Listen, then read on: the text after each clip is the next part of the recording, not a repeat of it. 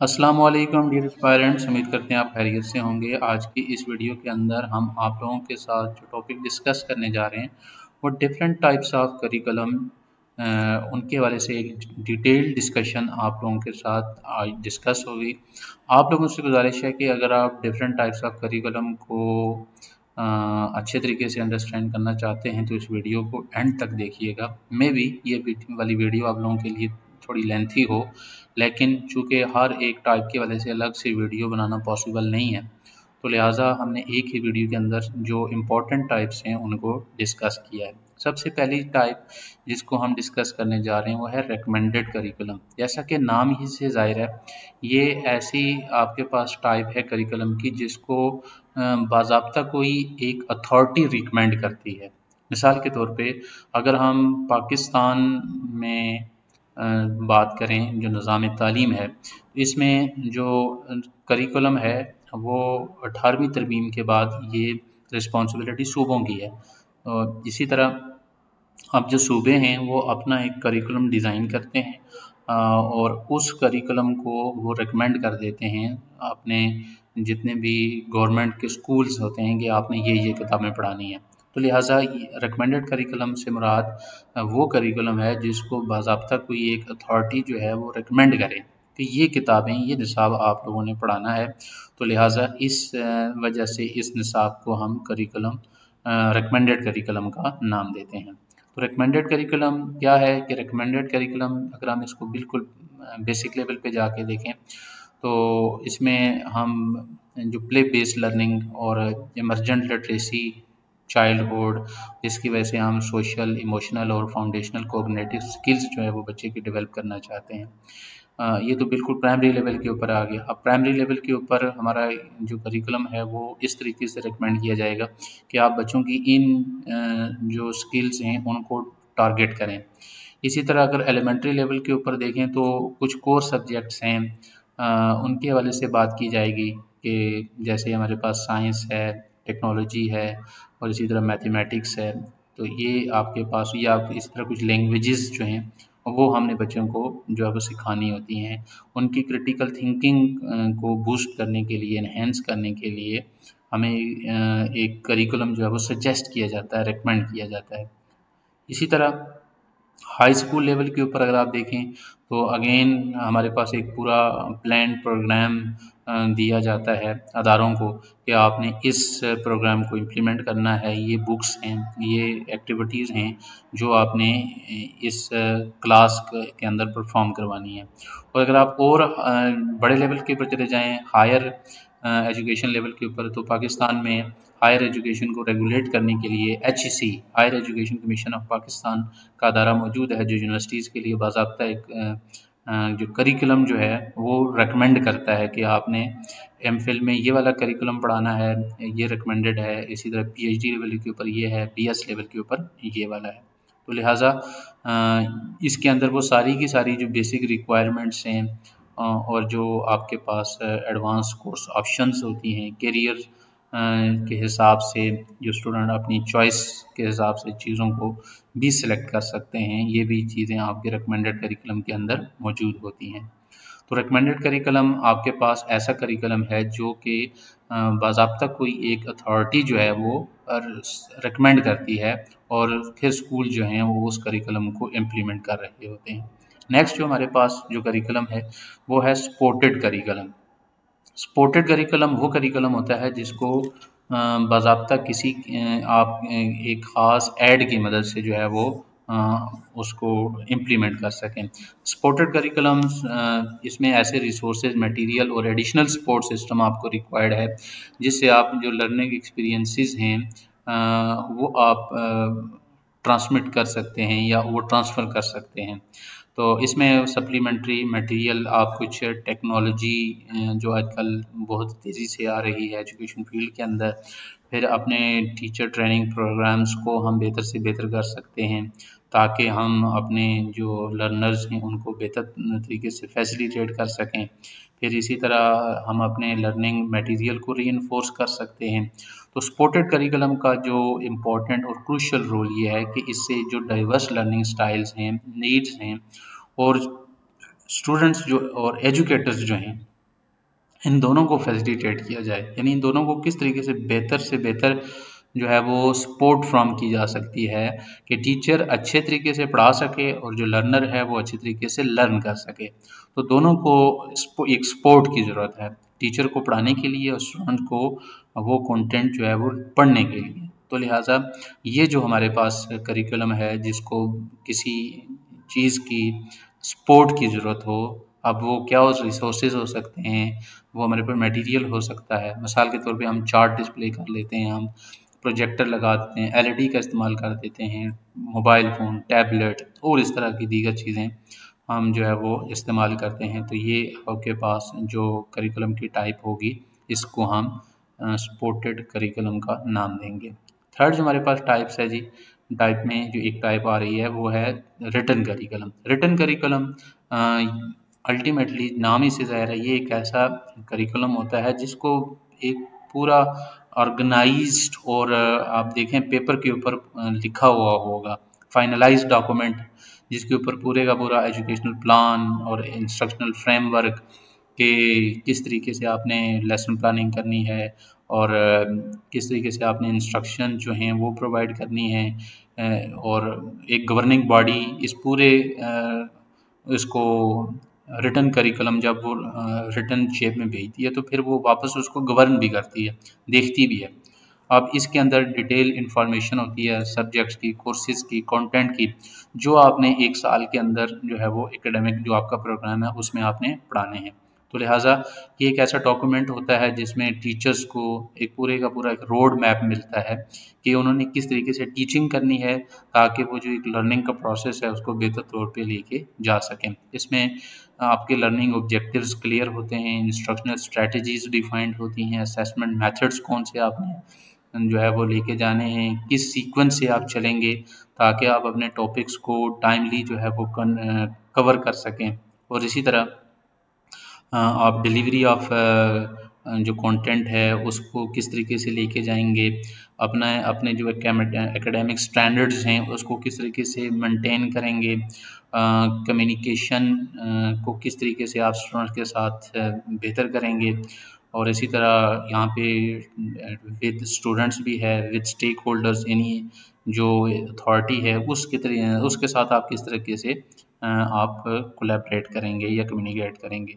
तो written curriculum जो है इसमें पूरी की पूरी जो एजुकेशनल प्लानिंग और हर चीज़ जो आपके सामने एक पेपर एक डॉक्यूमेंट की सूरत में होती है, और हर एक के लिए रोल्स रिस्पॉन्सिबिलिटीज़ क्लियरली तौर पे डिफाइंड होती हैं रिटन शेप के अंदर, और हर एक आदमी को उसके हिस्से का काम असाइन कर दिया जाता है और वो पेपर उसको दे दिया जाता है कि ये जो है वो आपके पास रिस्पॉन्सिबिलिटी है कि आपने इन चीज़ों को इस तरीके से इम्प्लीमेंट करना है। तो लिहाजा ये जो आपके पास टाइप है इसको रिटन करिकुलम का नाम दिया गया है। नेक्स्ट हमारे पास है जी टॉट करिकुलम। टॉट करिकुलम क्या है? टॉट करिकुलम वो करिकुलम होता है जो आप बाज़ाब्ता बच्चों को पढ़ा रहे होते हैं, यानी इसमें एक्चुअल इंस्ट्रक्शंस एंड एक्सपीरियंसेस जो आप बच्चों को प्रोवाइड कर रहे हैं लर्निंग इन्वायरमेंट के अंदर, तो ये हमारे पास टॉट करिकुलम है। टॉट करिकुलम वो करिकुलम है जो बाज़ाब्ता आप क्लासरूम के अंदर प्रेजेंट कर रहे हैं, पढ़ा रहे हैं। अब ये जितने भी आपके पास जो रिटन करिकुलम है, वो एक रिटन शेप में है, लेकिन जब आप उसको इम्प्लीमेंट करेंगे तो वही रिटन करिकुलम आपका टॉट करिकुलम में कन्वर्ट हो जाएगा।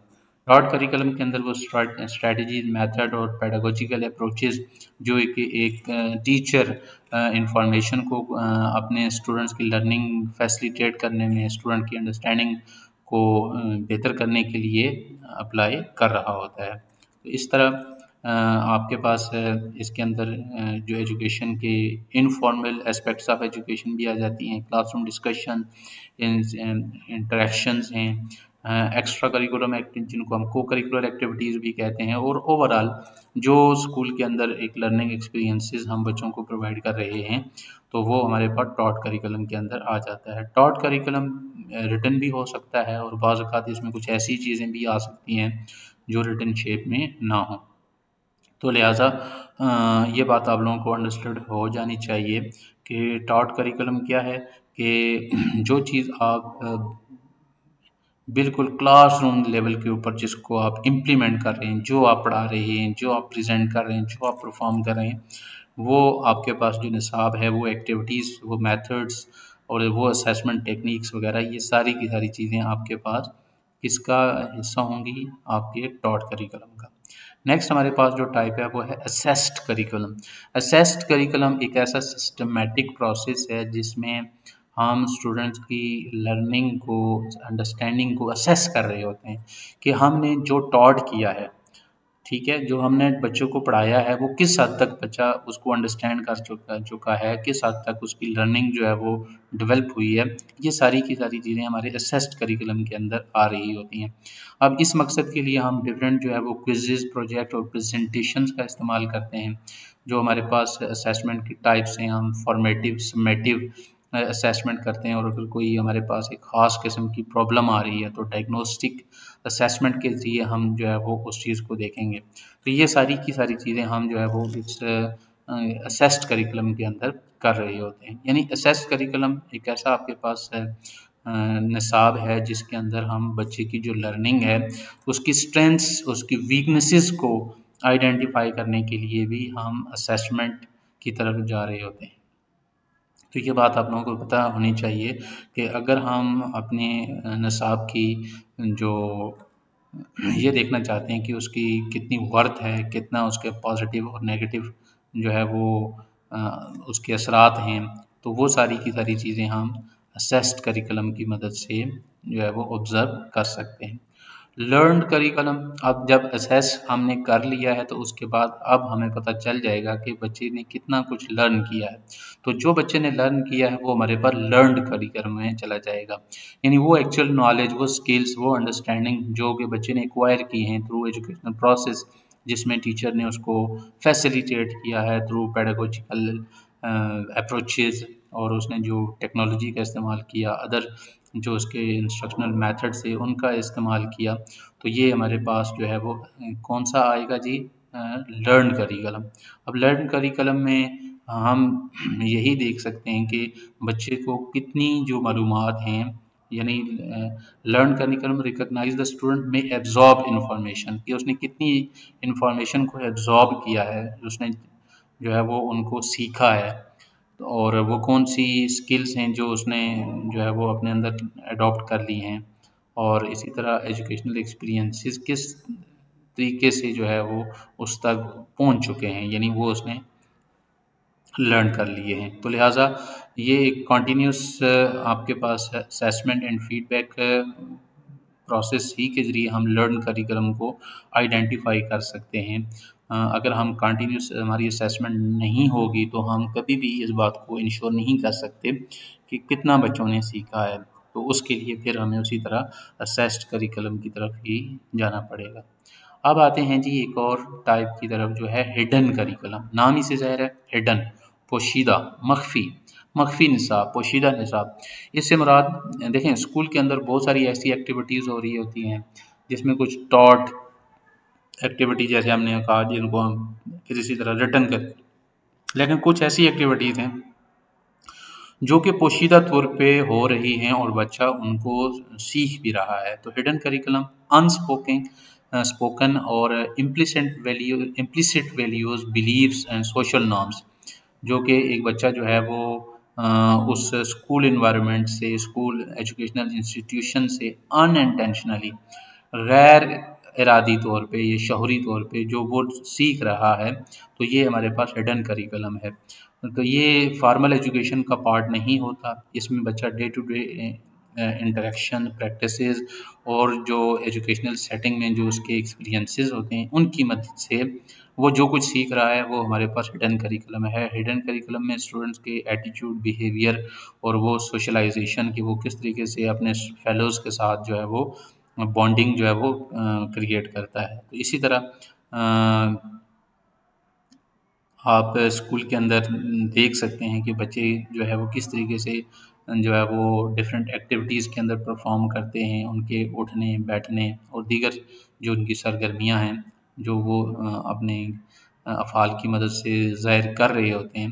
तो ये आपके पास जो करिकुलम है वो हिडन करिकुलम होता है। हिडन करिकुलम यानी कोई ऐसा नहीं होता कि हम उसको इंटेंशनली तौर पे जो है वो बच्चे को हम उसको लर्न करवा रहे होते हैं, बल्कि वो गैर इरादी और गैर शौहरी तौर पे वो उन चीज़ों को लेके आ रहा है। तो इस तरह हिडन करिकुलम जो है वो भी एसेंशियल है एजुकेटर्स के लिए या टीचर्स के लिए, पॉलिसी मेकर्स के लिए, कि वो इससे एक इंक्लूसिव और इक्विटेबल और सपोर्टिव लर्निंग एनवायरनमेंट जो है वो हम उसको बना सकते हैं, ताकि बच्चा जो भी लर्न करे वो पॉजिटिव वैल्यूज़ हों। ऐसा ना हो कि बच्चा गलत चीज़ों को लर्न कर रहा हो, बल्कि हम इस तरीके से इन्वायरमेंट क्रिएट करें कि वो पॉजिटिव वैल्यूज़ और स्किल्स को जो है वो लर्न कर सके। नेक्स्ट हमारे पास जो करिकुलम की टाइप है वो है कोर करिकुलम। कोर करिकुलम क्या है? Core curriculum refers to the set of essential subjects or courses that all students are expected to study a part of their educational program।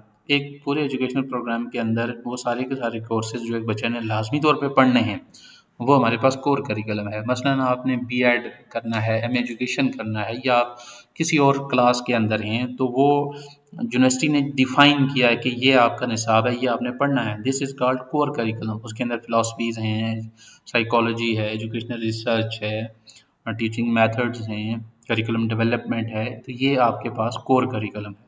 इसी तरह आप किसी भी क्लास को देखें तो उस क्लास में आपके पास एक कोर करिकुलम होता है। अगर हम बेसिक लेवल पे जाएँ तो कोर करिकुलम में हमारे पास इंग्लिश है, उर्दू है, मैथ, इसी तरह इस्लामियात, ये हमारे पास कोर करिकुलम के डिफरेंट सब्जेक्ट्स होते हैं। तो लिहाजा इसमें क्लास वाइज जो है वो हमारा जो कोर करिकुलम है वो आप देखते हैं डिफरेंट हो सकता है, ठीक है। तो लिहाजा कोर करिकुलम से मुराद सिर्फ आपने ये टर्म को इस तरीके से अंडरस्टैंड करना है कि जो एक एजुकेशनल जो हमारा एक प्रोग्राम है जो हमने डिज़ाइन किया है एक स्पेसिफिक क्लास के लिए, कि ये इसने मज़ामीन बच्चे ने पढ़ने ही पढ़ने हैं, तो वो जो हमारे पास निसाब होगा उसको हम कोर करिकुलम का नाम देंगे।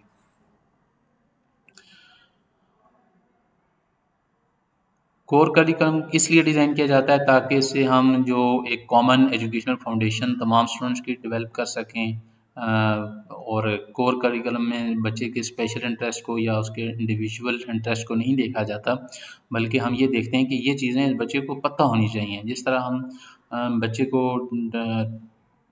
मसलन एक बच्चे ने उसका मैथ में इंटरेस्ट नहीं है लेकिन फिर भी उसको पढ़ा रहे हैं, तो लिहाजा इसलिए पढ़ा रहे हैं ताकि वो बेसिक इन्फॉर्मेशन उस तक किसी न किसी तरीके से पहुंच जाए, जो मैथ के बेसिक कॉन्सेप्ट्स हैं उनके हवाले से।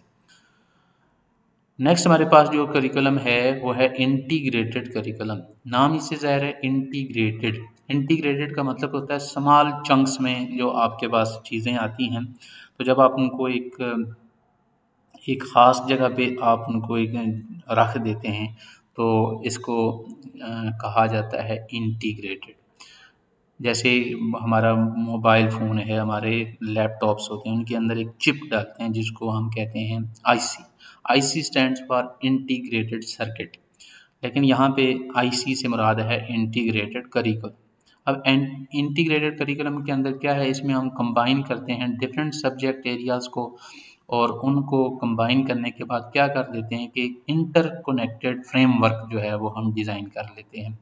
अब इंटीग्रेशन में आप ये देख लें कि आपने इसमें क्या किया है जी, आपने इंटरकनेक्टेड फ्रेमवर्क जो है वो आपने डेवलप किया है, ठीक है। अब इसमें जो डिफरेंट जो है वो आपके पास सब्जेक्ट एरियाज़ हैं, ये बात आप लोगों को पता होनी चाहिए कि हमने यहाँ पे डिफरेंट सब्जेक्ट एरियाज़ को लेना है और उनके जो कॉन्सेप्ट्स हैं उनको एक फ्रेमवर्क में हमने लेके आना है। तो इस तरह हम इंटरकनेक्टेडनेस ऑफ नॉलेज कि जो इल्म है उसको हम आपस में बाहम मरबूत कर देते हैं। तो जो हमारे पास इंटीग्रेटेड करिकुलम है उसमें टॉपिक्स, थीम्स होते हैं, डिफरेंट जो हमारे डिसिप्लिन्स हो सकते हैं उनको हम एक जो है वो जगह पे लेके आते हैं, और create a holistic and meaningful learning experiences.